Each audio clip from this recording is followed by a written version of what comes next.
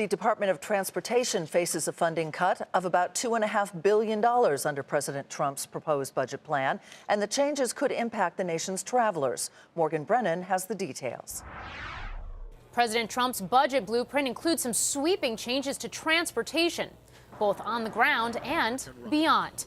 It cuts the Department of Transportation by 13%, including no more subsidies for commercial air travel service to rural areas and no more support for Amtrak's unprofitable long-distance service.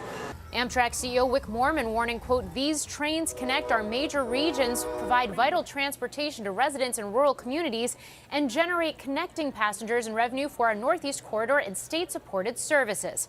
The railroad's long-distance lines comprise the only Amtrak service in half of the 46 states it serves. The cuts are already drawing the ire of some Democratic lawmakers. The president says he wants to increase infrastructure, but slashes the Department of Transportation.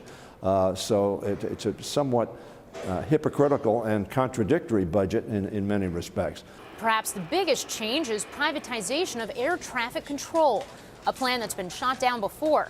The concept to transfer those FAA duties to a private non-governmental organization. What would add directly to the bottom of productivity of you and everyone else, plus the airline. So the wasted time en route, taking routes circuitously and rather than run direct.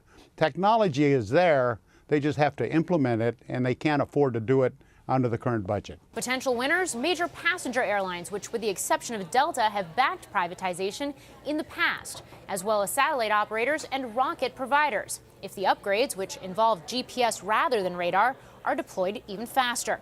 Potential losers, regional and cargo airlines, which previously warned this could give the big passenger carriers too much power. Lift off. As for NASA, the proposal shaves nearly 1% off the space agency's budget, though acting administrator Robert Lightfoot does call it a positive for its core mission of exploration. It's a win for commercial space companies as well, as the journey to Mars remains on track and more government launches will be outsourced.